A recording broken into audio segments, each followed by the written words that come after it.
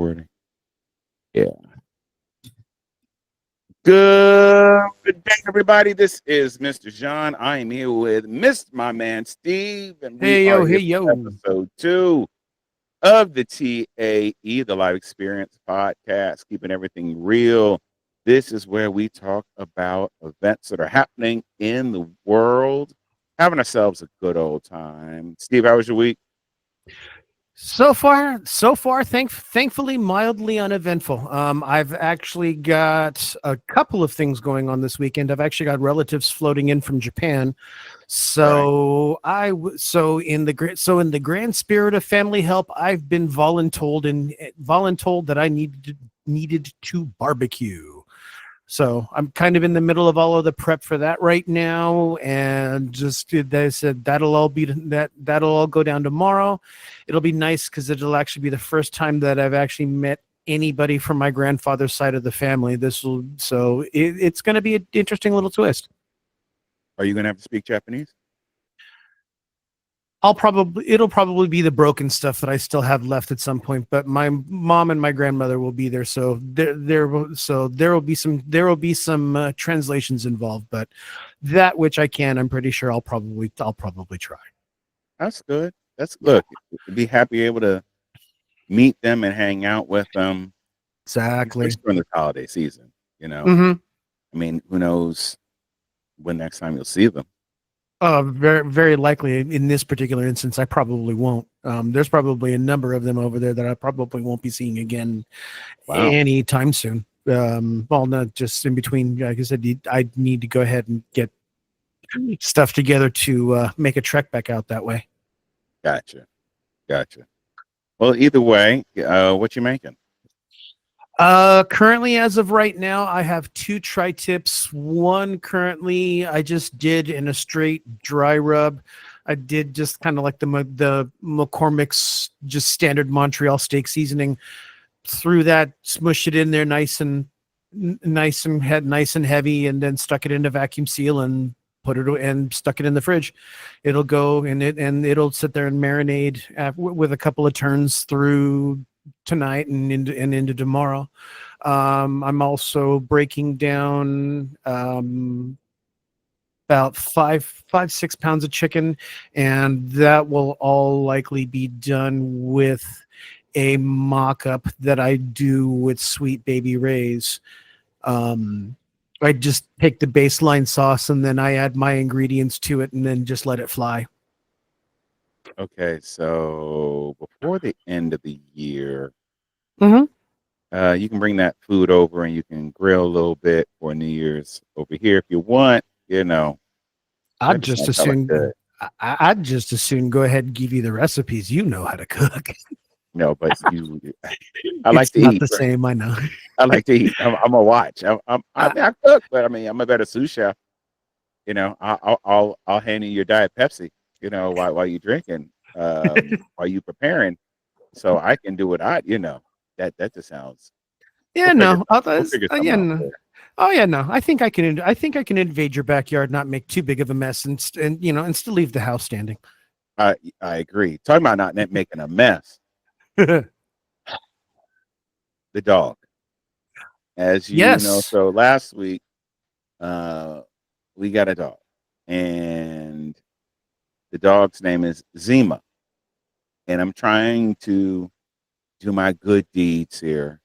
Mm-hmm. I mean, I love dogs. You already know I love dogs. I've had dogs around me for years. I originally had a Rottweiler. That was my dog for about 14 years. Then I found a dog last year. It was a pug, and we named it Pugsy. And it was with us for 6 months till, you do a rescue. Not really sure what is wrong with the dog. And he was with us till 4th of July weekend, and then he passed. So it's been like a good year since we've had a dog. And this dog is sponsored by Sweet Honey Rescue. Shout out to them. They are awesome. I met them online because my daughter said she wanted a cane corso. So she thought. So we've been fostering Uh-huh. this cane corso, which we found out if we hadn't, it was 1 day away from being euthanized. So, Bonus. yeah, we're definitely growing, but I like the opportunity of fostering. Uh, it's not like children. I mean, or it is. If it is like children, you guys let me know. I don't think it is, because with children of a certain age, they can talk back. They can let you know what's wrong. You can communicate. You can have conversations. With a dog, you can't. So we are now on at 10 days. Going 10 days now. The first 3 were rough, dude. They were real. I mean, we knew that the dog was originally probably raised in Baldwin Park. Mm-hmm. Uh, Either the owner got sick, maybe they passed away in the hospital, but was brought to the pound, and uh, the rescue picked her up as well as her brother from the pound. Now her Uh-huh. brother is at another foster home.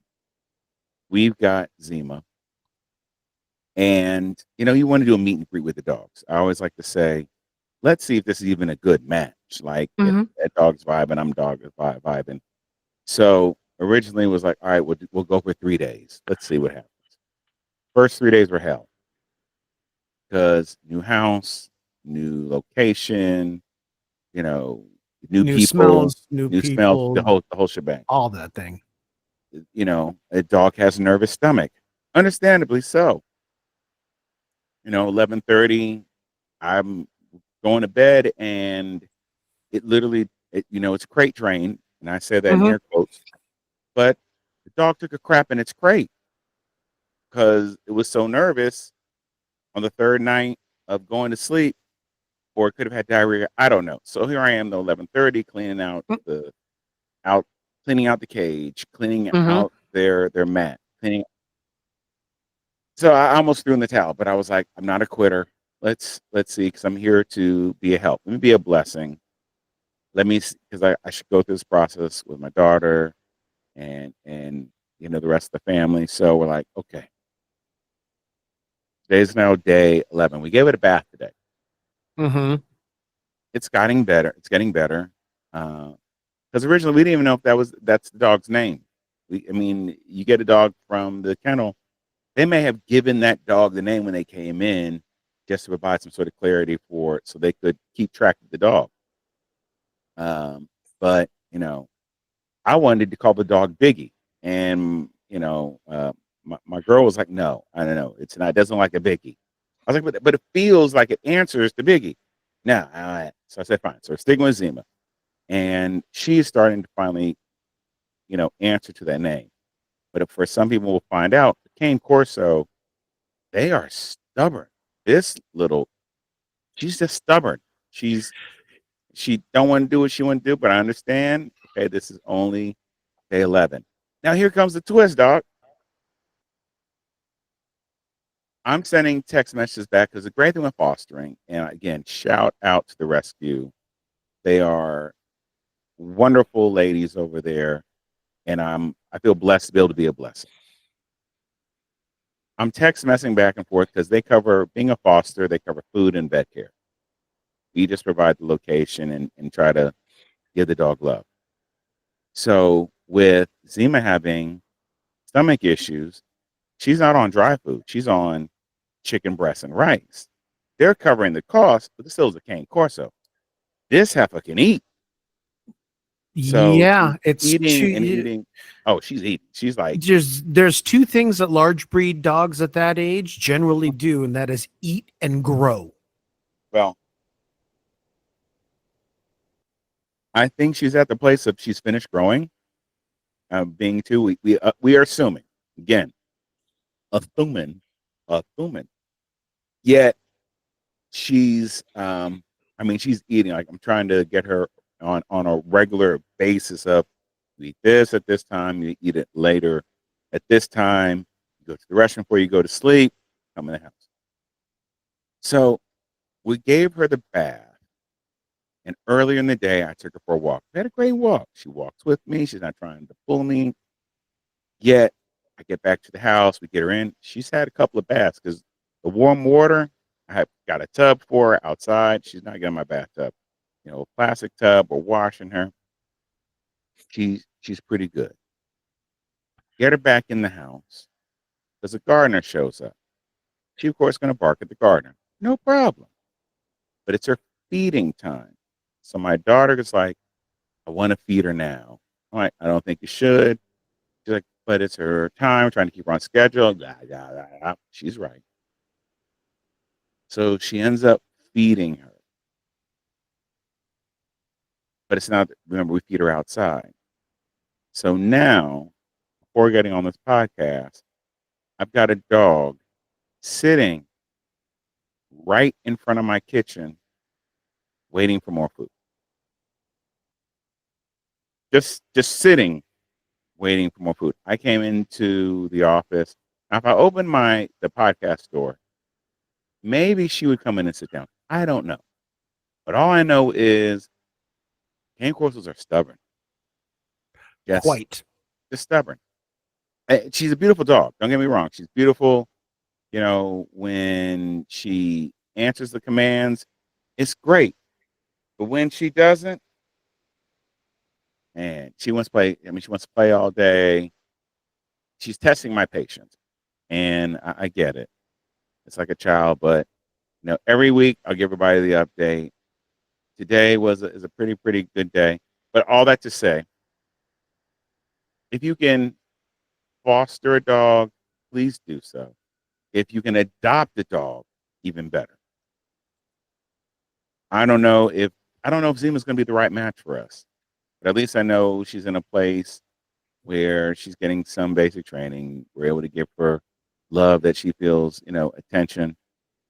She's getting used to her name. And the rescue is telling me that there actually are people that may be interested in adopting her. And I wasn't taking that like, shots fired, like you need to make a decision if you want to take the dog or adopt the dog or, we're going to take it back. I don't think it was that. No. I'm not sure if Zima is a good match for me yet. Because even my other dogs, like I knew right 2 days in, oh, this is my match. 2 days in was like, we're locked in. It was a great match. Huxley, rest in power. Great match with the family. Like, it just clicked. Zima, I don't know. I don't know. I just know that she knows she's in a safe place. She's in a place where she's going to get fed. She's doing all the wonderful things that dogs are supposed to do. But just the basic commands, she's stubborn, But we'll see. Give her time. We'll see. Yeah, give her time. You figure you're going in off of 11 days. She spent what 2 years with somebody else, if not around that. You're now going into an environment change, and I don't know if there were kids involved, but kids in and of themselves are a completely different energy to a dog versus adults. Oh, true that. So as I said, I'm figuring if you give it enough time and then ultimately figure out that it's not the best thing, then yeah, move on. But yeah, it's way too, yeah. The first few days, it's like for a 2-year-old, you sit there, multiply it in dog years, and then congratulations, you're raising a teenager. Yeah, I got a teenager. I feel like that song, by Scott. I feel like that song. I want to say "Leave the Door Open," but it's not.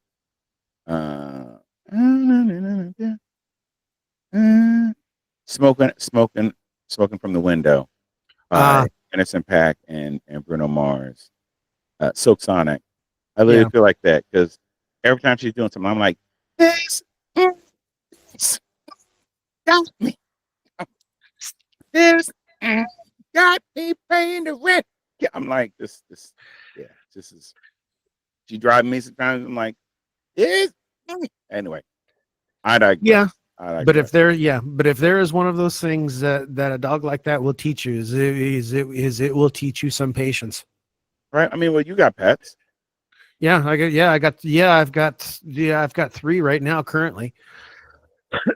Um, with mine was originally a little bit of a different story. We had two cats prior to these three. Those were the ones that I originally spoke about when we pulled them from when we originally got them from the various rescues that we had from before. My one female Button was actually a rescue directly from the horse stables. I think I mentioned this on the last one. Okay. She mentioned, yeah, but she was a part. She was actually part of a group of stable cats that were out in Orange County that just quite literally hung around the tack store, and because they go ahead and they do their thing, they had food for the horses as well as cats and everything else. A lot of their longtime residents were mousers, so they didn't have to do too much in the way of food. But Button was largely one of the smaller ones at like 11 pounds when we got her. She was what was known as a rag doll, though she was short hair, and most of the ones that you'll see in pictures these days are kind of long hairs. But to kind of go ahead and strike some empathy with you with regards to Zima there. Our follow-up cat, Sumo, and he did live up to his name. He was a male, and at his biggest, and he was not fat, he got up to about 36 pounds. Okay. So yeah, solid chunk of a cat. He was the one that was the rescue from the Redlands SPCA. They found him. They actually caught him out in the wilds around Devore, which, if anyone's familiar with that area, it's a lot of wilderness, so a lot of mountains, so a lot of like mountain lions and lynxes and bobcats and the whatnots that are in the region. So we're kind of figuring there was probably maybe a little bit of a crossbreed there, but sweetest cat in the world. Knew he was oversized, and he would literally take forever. Like if he knew he was getting on you, he'd plant himself just to kind of like let you know that he was there, and by that time you were usually kind of screaming, going, "Moo!" Wow. I remember at one point he did nothing more than, with his butt on the couch, he kind of like leaned over and laid across my butt, and then just literally put his paws over on top of my hip, and then put his head down. And not much more than about 25 minutes later, my leg was numb. Pins, whole 9 yards. It's like, okay, you've got to get off, because that's really uncomfortable. That's how you guys stay working out. Oh yeah. He was. They said they were both fun. We said we eventually had them over time. Button ultimately ended up developing feline leukemia, and so we at one point did decided that we were going to fight for her as long as she did. One day she got up, she fell down, and then didn't get back up, and that was when we kind of knew it was time. So we went through, we did the humane thing, and we went through, and she's still sitting on our mantle. Sumo ultimately himself kind of passed fairly similar. We actually went through, and I went through and I buried him, but love them both. So when we decided we were going to get cats this time, our initial thought was we wanted to make sure that we had a bonded pair. And the reason why is that with us being as busy as we get at times, sometimes we won't necessarily, be paying attention. So we don't necessarily want them to get lonely. Right. So the original intent was on the bonded pair. Didn't work out that way initially when we went over to the rescue, which is Meow's rescue out in Orange County. Went over there, actually sat there, had a chance to talk to them, meet the family, because it's a family run thing. They do it out of their house. Their own personal cats had come over to greet us, and these were actually Turkish fans, fairly similar to Gizmo that we had seen from last one. Those were their cats, and loved the disposition, loved everything about them.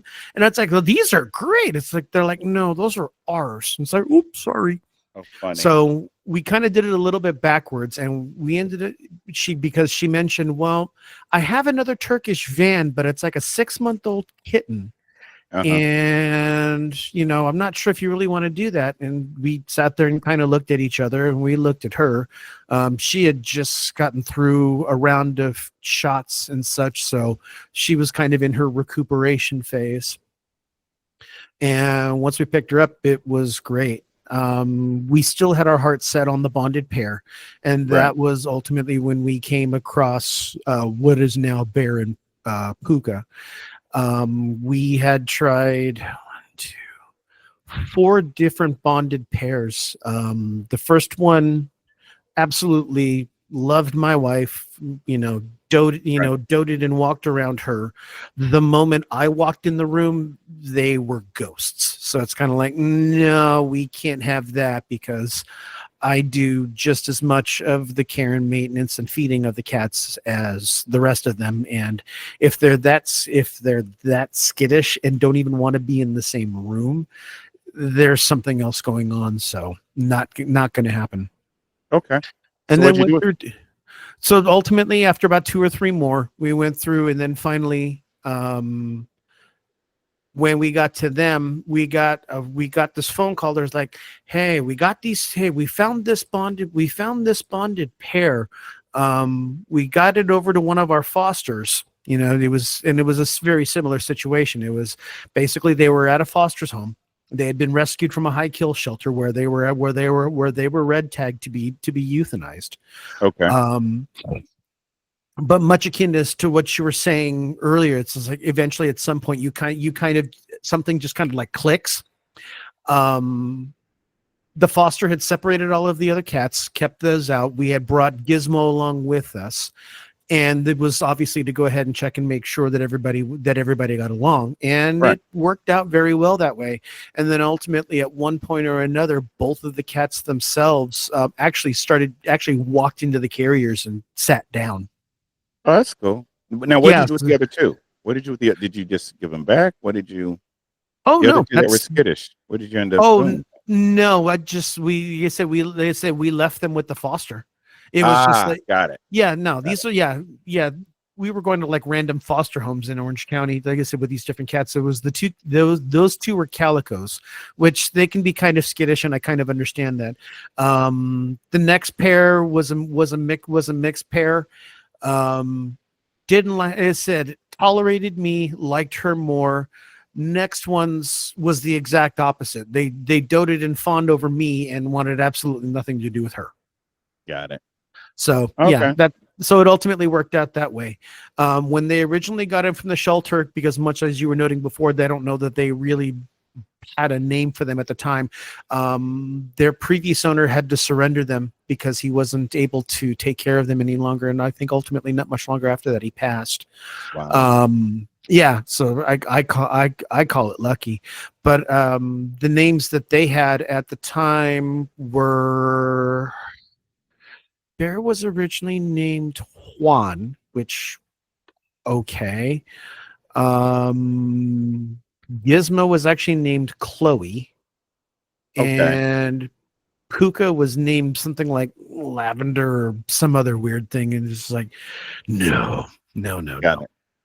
Got it. So eventually, over time, it was just throw random names at them and see what sticks and what they answer to and what they come over to. And over time, you just kind of let them, live and do their thing, and their personalities kind of go ahead and kind of guide you to a name in most respects.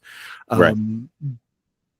So, Bear, just once he kind of just kind of settled in, he just went all fluffy and everything, and he likes being held, the whole 9 yards. Yeah, I just saw last week. He was all up in your arms. So Yeah, wanting to spin around and the whatnots. So that's wonderful. Well, look, I guess we both have. I guess I have more to come to see how our stories play out. But you have cats. I've got a dog as a foster, and we'll see what happens. But absolutely. I'll let you guys know. Let's shift the gears real quick.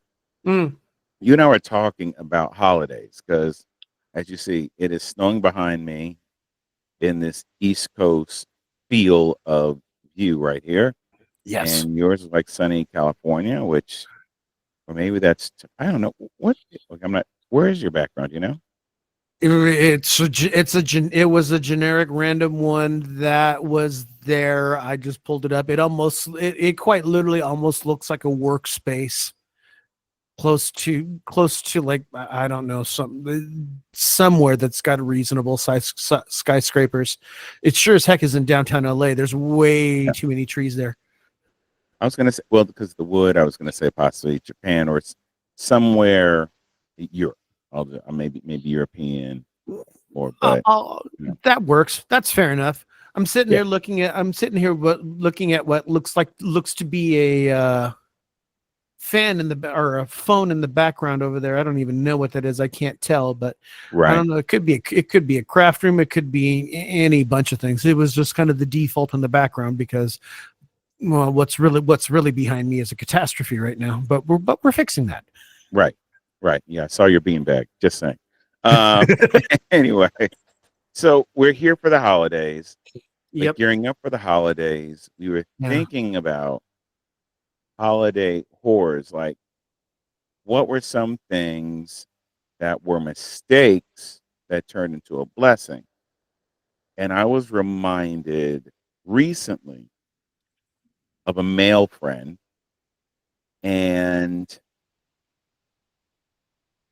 you know how when folks get up in age, you think about the possibility of rekindling a relationship or rekindling a friendship that was hoping to be a relationship in your mind back then.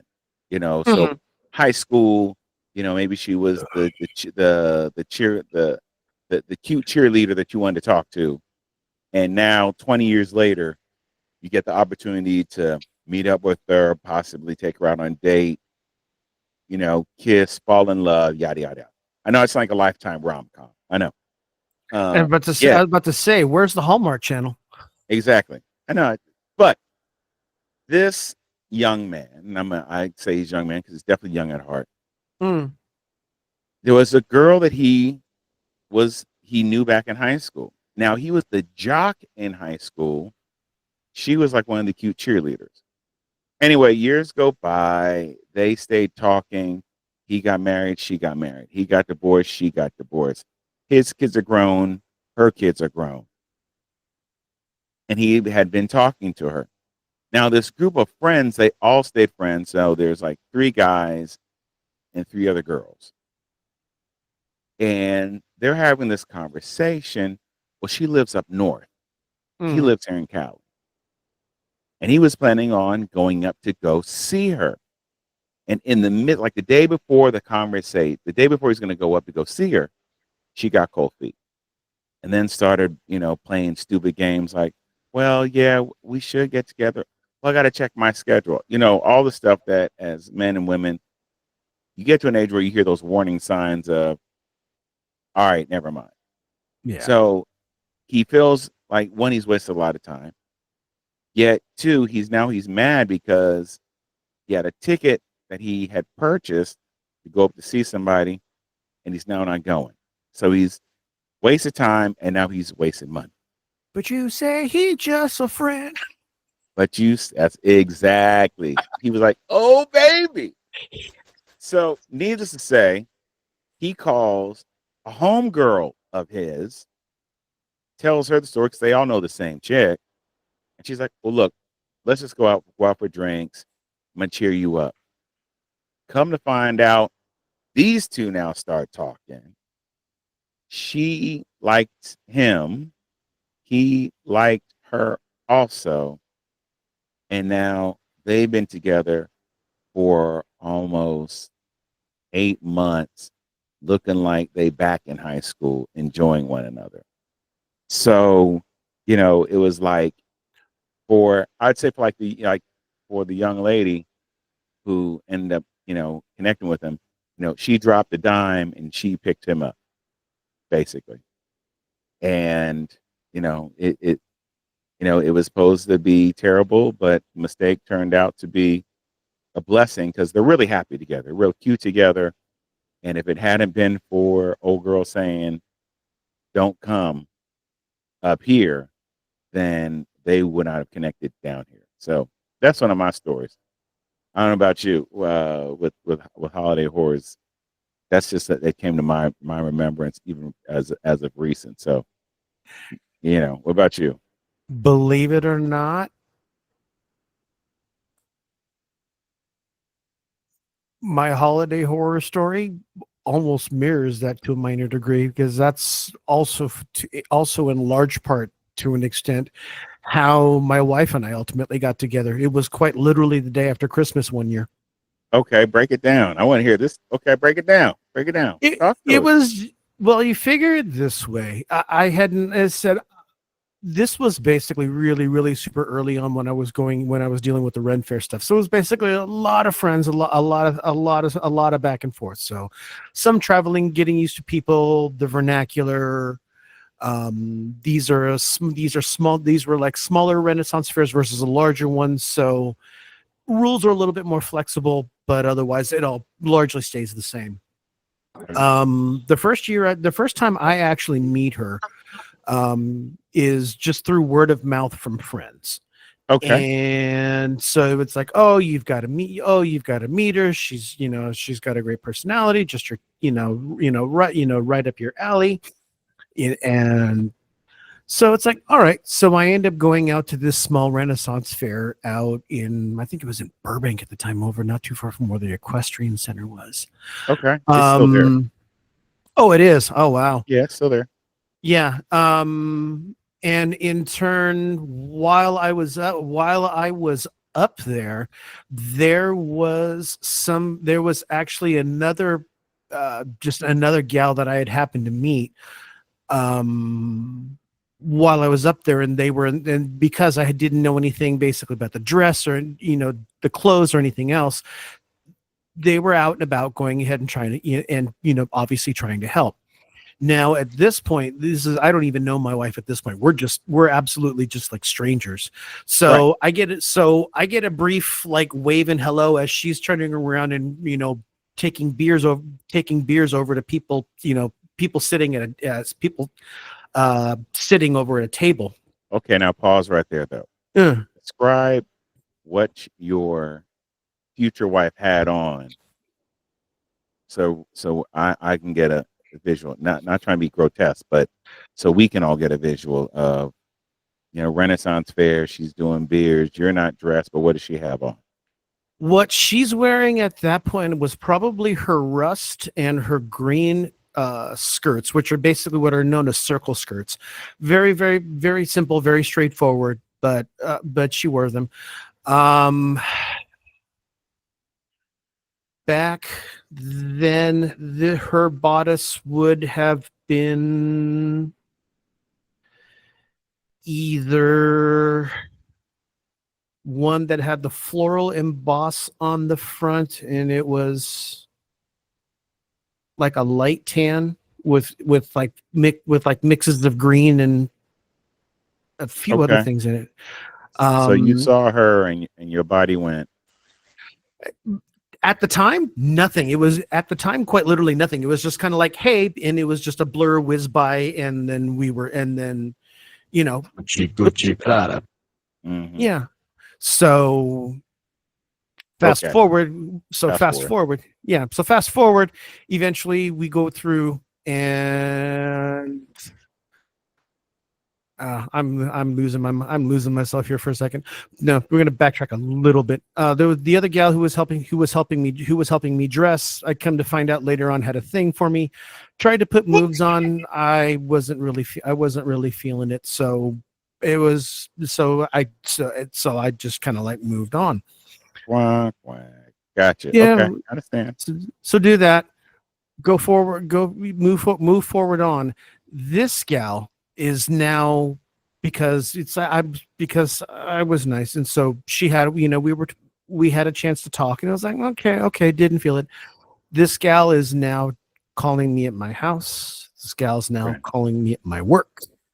She's now trying to go ahead and reach out to mutual acquaintances and people that we know within the Ren Fair.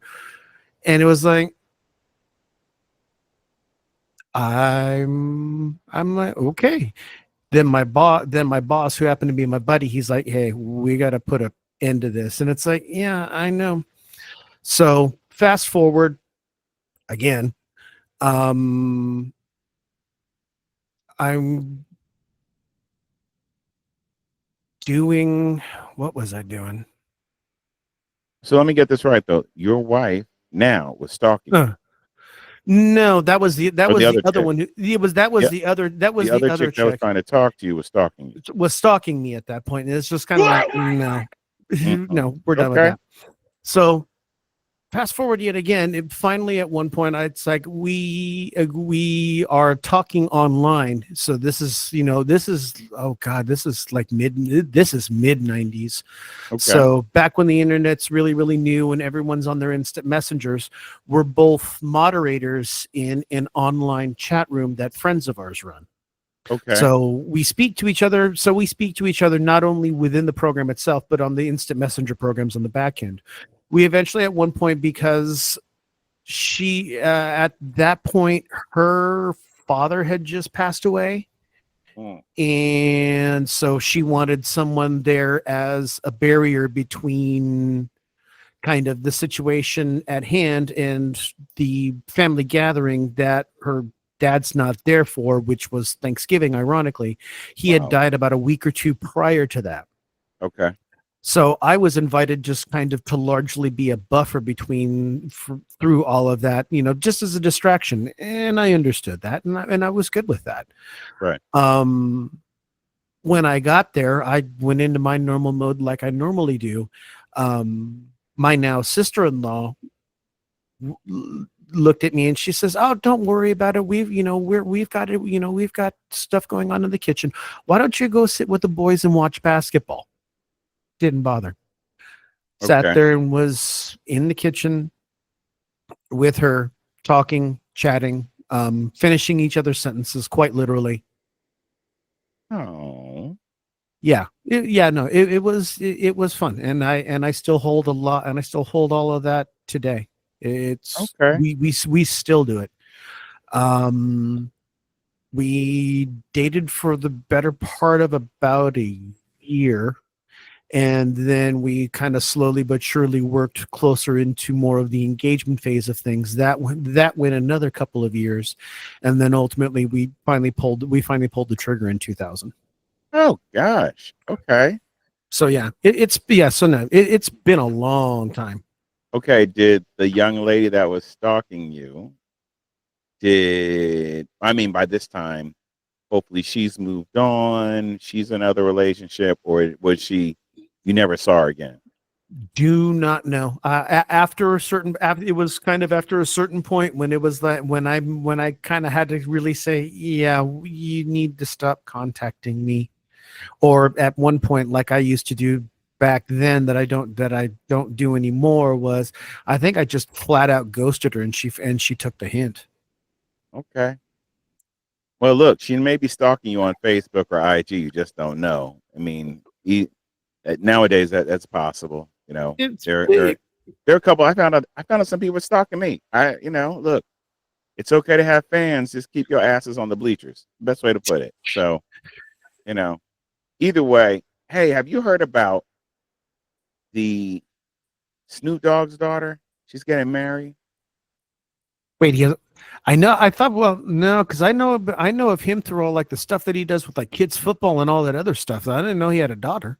Yeah, so he has a daughter. She's getting married, Uh, and it was in, I want to say, People's Magazine.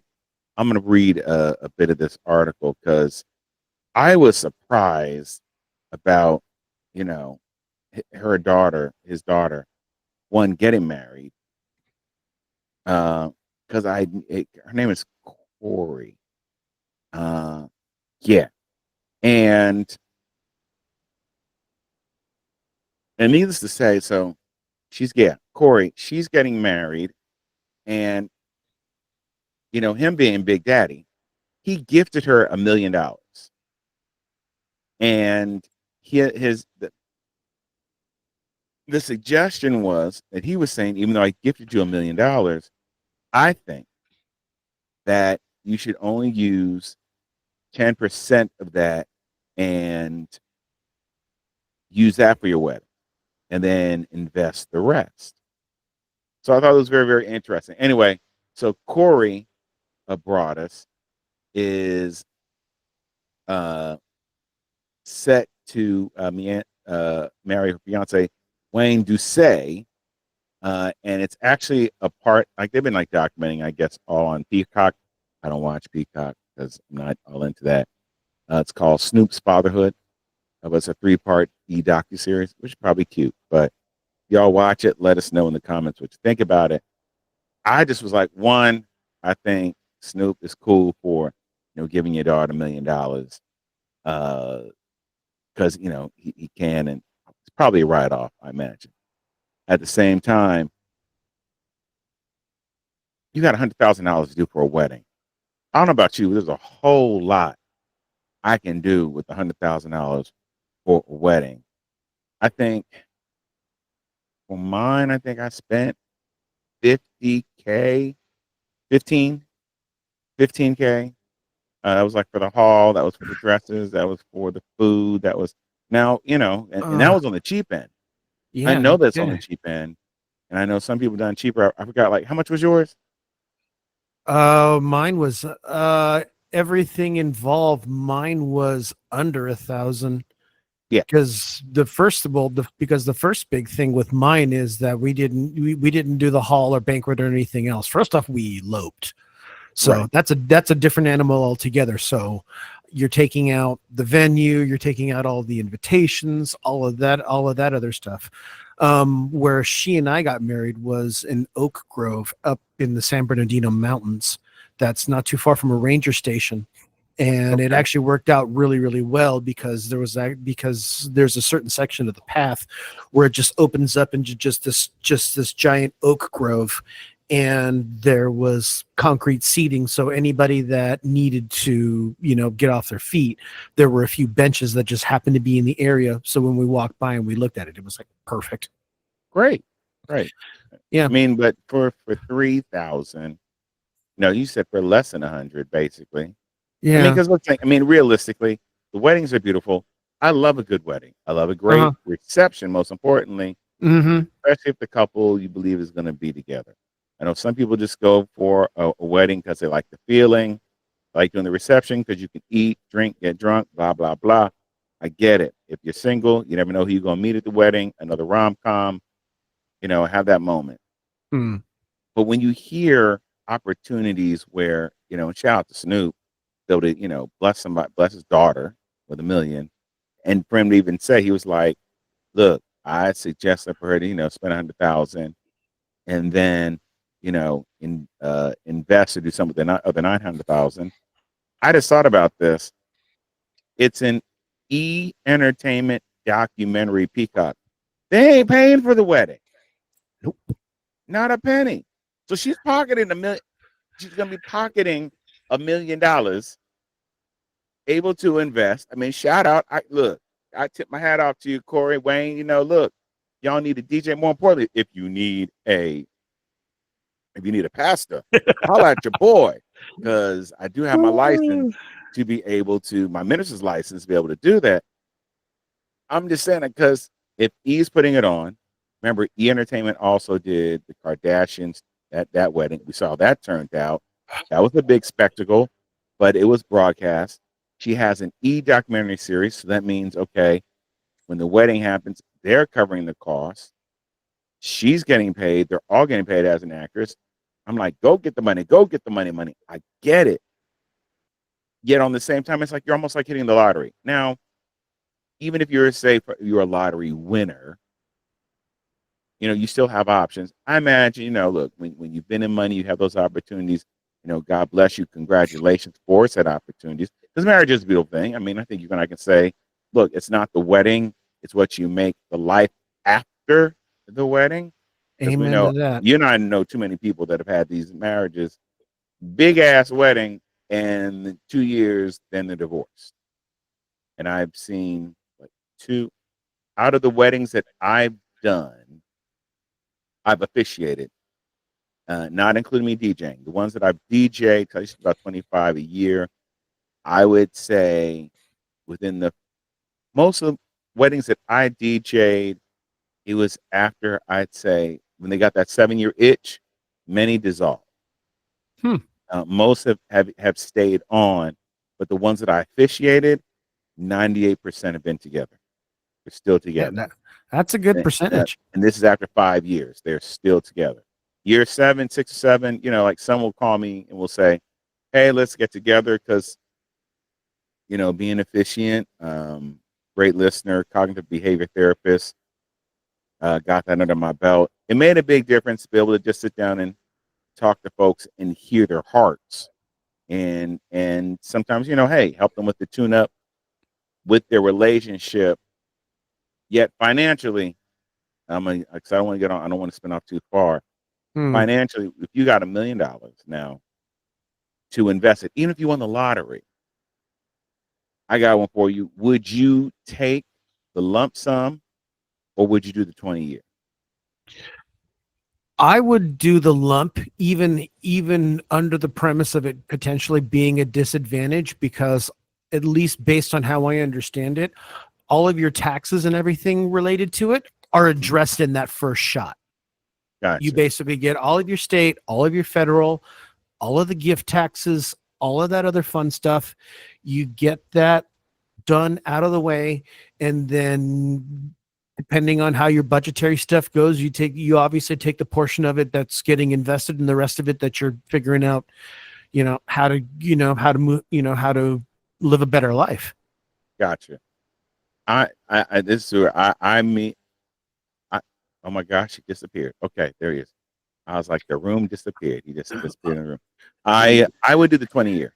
I'd probably take the 20-year because I remember hearing that it takes about 2 years for you to figure out how to officially really manage your money with that. So, with the 20 years, you can set up, you could live comfortably.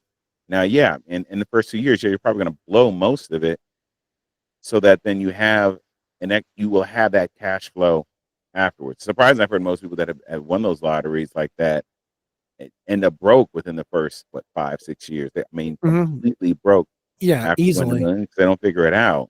So you Yeah, know, and that was the thing with that, especially knowing that if I'm going to come into that kind of money, the first thought is, okay, who's going to manage the finances on this?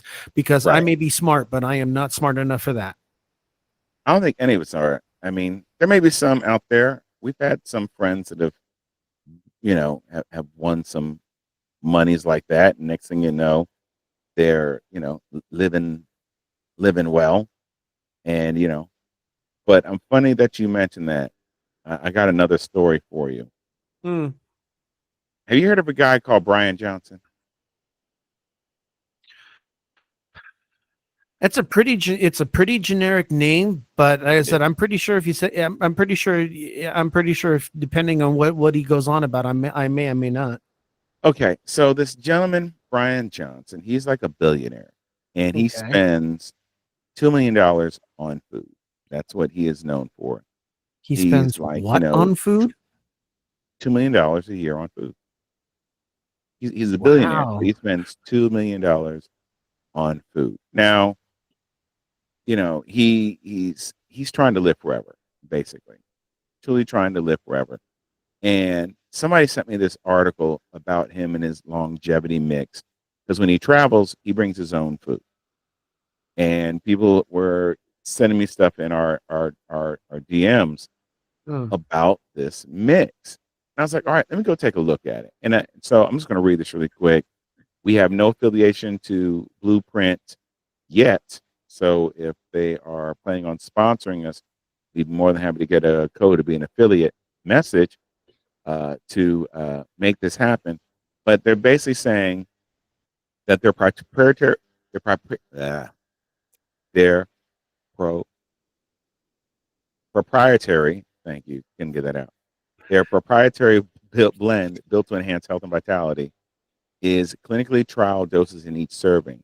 With just one scoop, you can say goodbye to the hassle of swallowing countless supplements and to companies offering ineffective levels of ingredients. So I was reading through what is in these ingredients. Let's see. Ashwagandha, I know what that does. Creatine, monohydrate, know what that does. Glycine, know what that does. L-theanine, know what that does. Glutathione reduced, know what that does. Sodium hyaluronate, what that does.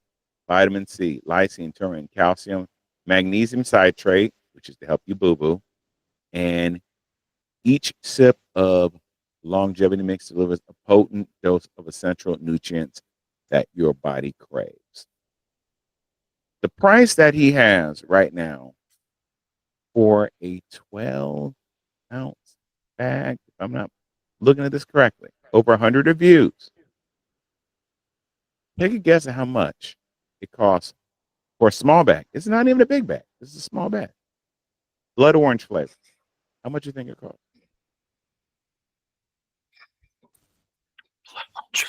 Oh, right. Okay, I'll create. Oh, $50, $60 per package. You're right on the money. You're right on the money. It's about $50. Now, you know I work out, I train. Most of the stuff that he has in this, I already take. And I get it for those that aren't probably in the healthcare, because yeah, okay, I get these ingredients, being able to use ensuring, these are the best ingredients. Yet I'm not trying to live like Brian Johnson. No. I mean, look, give me a personal chef. Yeah, we'll look, videotape my life. We'll rock it. I mean, look, when you're a billionaire, hey, do what you're going to do. Yet this is a little crazy, because I was like, you give the sample away for free. He doesn't give out samples. I went to the website. There is nowhere for you to try this first before purchasing. And that's the one thing me personally, I hate about a lot of fitness products is like, you can't even try it first, even see if one, you like it, two, if you feel any benefits. And usually you'll only feel the benefit. You'll know if it's working or not when you stop taking it. Then you'll know, oh, I need to keep taking this because it does this, this, this, and this. The ingredients sound great. It's like they are probably everything you need to stay hydrated, to make you feel better, sleep, recovery. I get it. Yet, I don't know how it tastes. That's my biggest concern. I really don't know how it tastes. And it's a small bag. Yeah. Is it $50 these days? That's like 10 gallons of gas in your tank. Yeah, it's a small bag. I don't get it. Anyway, I digress. I'm gonna take that grant and I'm gonna stick it in my tank and go to my job. Right. Well, look, hey, if somebody wants to do that may be something interesting, for doing these type of products, yeah, let's go for it. I would be one, be like, all right, let's do a full 90 days. Let's do a 90 days of, I will try the longevity mix, but it would have to be given and sponsored by Blueprint, Brian Johnson. Let me do it for 90 days. I'll give a review, because he's saying with just one scoop, you can say goodbye to the hassle of swallowing countless supplements and new companies offering ineffective levels of ingredients. All right. Well, and he's got over 100 reviews, which is great. But if I can't sample it, I'm not going to buy it. I don't know about you. If I cannot sample it, I'm not going to buy it. And I love, he's got some wonderful flavors. And again, even that's possibly artificial flavors. Everything has artificial flavors. And I'm looking forward to all that smoke y'all listeners want to bring. Please, let's bring the discussion right here in the comments, because we are more than open to have that discussion. but $50 and I don't know what it tastes like, I'll pass. Yeah, because blood orange as a flavor covers a pretty broad range there because it's like orange. It is very much very orange. It is very much very orange like, but Mm-hmm. I you know. Anyway, what you got for this week? I know what's in sports. yeah, because kind of going back to the Japan thing, and it popped up on my YouTube. Even like I said, it was largely from about 2-3 weeks ago. There is a basketball player who was on the Japanese national team, so he just got out of the Olympics here not all that long ago. His name is Yuki Kurakawa, and he's now a part of the NBA's G League, and he Okay. actually just got released over to do what's called a two-way contract. So it allows him to split time between both leagues. But he's now playing in Memphis now. He's What? Yes, so he's 5'8", so he's a tiny guy. We're getting back to them like Spud Webb and Web, Muggsy yeah. Bogues days. Yeah, with them hops. You better have them hops. Oh yeah, no, the guy's throwing long balls Mm. from beyond. He's throwing long balls from beyond the arc in some cases. All right. But he's very, very much a PG. He's very court savvy. That's what everybody has been talking to him about. And another one of the things that they've been noticing with him on, especially through the G League, where he plays, I think, for Massachusetts. But a lot of his passes are just indicative of somebody who quite literally has been playing basketball for a while. He's actually been able to connect really well with one of his big guys. I don't remember the dude's first name, but his last name is Eddie or Edie. He quite literally turns around and starts from the left side of the court, comes across, cuts through, realizes he gets stuck as the other guy takes a backdoor cut, and as he stops, takes a bounce pass. As it bounces, his teammate goes ahead and catches up on the other end of it, and then basically makes the basket. So was so it's quite literally like it was just quite literally a blind pass just with the anticipation that he was going to be there, and sure enough, he was. But he's kind of one of those little spark plugs. He's running around. I don't know that they've figured out how to deal with him yet. I know on defense, that's probably going to be one of those things that's going to be a great disadvantage for them. Okay. But with the way that he plays right now, I think in the G League, he's at like 11. I think he's at like 15 points and 11 assists or something like where it's reversed. So so he's finding open hands, and some of these opening pre games in the NBA. I think the last one when they lost against Detroit, it was like 123-80 something. So I mean, they got smoked. You think he's got some longevity in the game? First season G League, so it's kind of I'm willing to take a look and see. He's got kind of that flash like Jason Williams used to back in the day, with those just very obscure passes because of what kind of a ring general they are. So when they see defenders transitioning, they'll know where to pop to that open guy.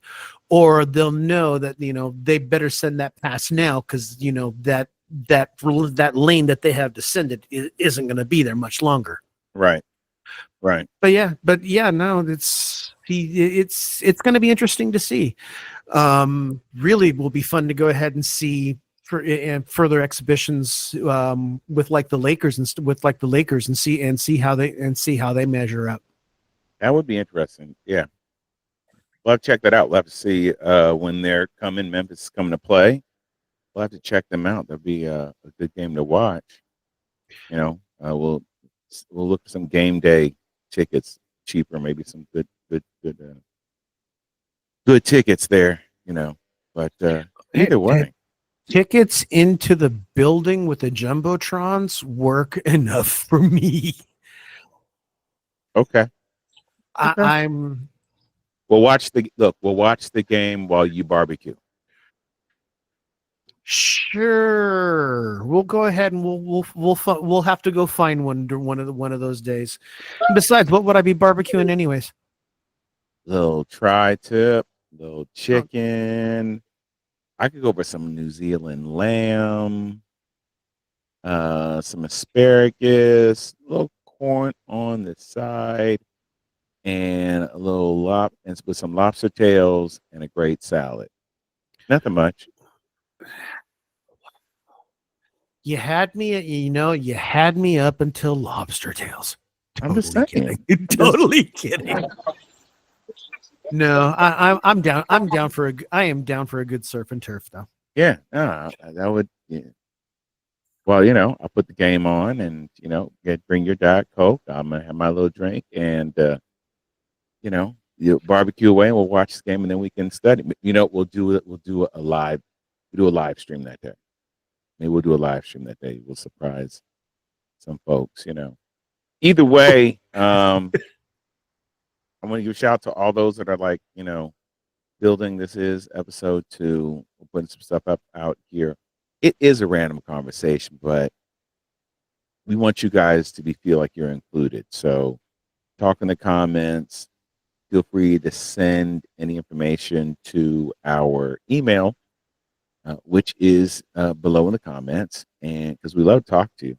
This is, the TAE, the Live Experience Podcast. This is where we actually talk about your stories. Uh, I have another segment that's going to be coming up. It's another video series that's going to be coming out, which is about the books. Like I do a lot of reading of books. There are going to be reviews on just tons of books that we're going to have up here because we're all about entertaining and we're also about educating. And with this, just giving our thoughts. So if you want to chime in, we're more than happy to have you chime in. Hey, got an idea? We'll have you up on the platform with us. But you got anything else, Steve? I think that's all I got. Yeah, I'm not. I said not much more. It's just like kind of as we were talking about mistakes turning into a blessing. It was like, wow, yeah, no, my wife was definitely that blessing that day. Look, you trying to make sure your wife is going to listen to this episode so you can, that's why right there. You just going, I can see it Hey, now. I appreciate it. She's let me live this long. I'm amazed. Because then you'll be up there. Gucci, Prada. Either way, as we always say, Yes. I always like to leave our conversations positive, and it's my thought of the day. So many are aware that, I was an MC for a long while with an OCR company, and they are wrapping up their season this year right by now. And somebody sent me a DM and was asking for some encouragement that I would do on the course. So I went on live today and I said, hey, I don't know why you're here. I don't know if you want to hear the clanks on your neck. I do not know if you're doing this to prove something to yourself. I don't know if you're doing it for somebody else who cannot be here. Whatever your why is, I challenge you to turn into your will, because the will is the one thing that's going to help you get through. And that would be a phrase I would say at most of those events. It wasn't your why, it's your will. The will to be consistent, the will to endure, the will to go through, the will to keep pressing, the will to not stop, the will to go to the end, the will sometimes to go even 110% and just giving 100 to ensure that you did the best job that you can. It wasn't your ego, it was we go. That we go further, we go farther, we go harder. So whatever your why is, ladies and gentlemen, today I'm going to challenge you. Change that why into your will so you can see the other side of well done. Well said. I'm Mr. John. This is And my man, Steve. yay. We thank you all for being here on the TAE. Again, like, subscribe, follow, share. We're going to keep you guys included in the conversation. But as always, be well. Enjoy. See ya.